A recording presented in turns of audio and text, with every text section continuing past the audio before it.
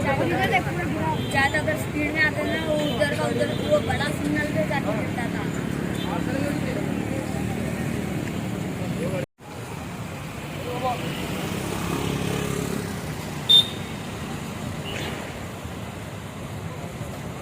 लगभग 750 के आसपास मैं स्कूटी से एमएस 750 के आसपास स्कूटी से मैं एमएस जंक्शन से अपने घर की तरफ जा रहा था और यहाँ रेड लाइट पे हम लोग जंक्शन पे खड़े थे।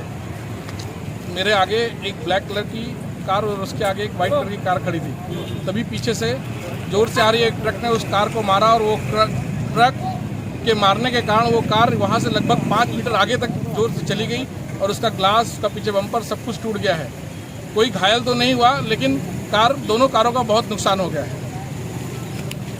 देखिए, मैं नया सेल्टोस लिया, नया खरीदा, रेड सिग्नल में इधर खड़ा था, ये गाड़ी आके इतना फुल फोर्स में ऐसे मारा, मैं कहाँ से कहाँ फंसा नहीं, मेरा गाड़ी पूरा तोड़ दिया। गाड़ी ड्राइवर दारू पी के वो भाग रहा था। लोकल यहाँ का लोग आके लोकल लोग पकड़ के उसको रखा, फिर पुलिस को फ़ोन किया, पुलिस आया हुआ है।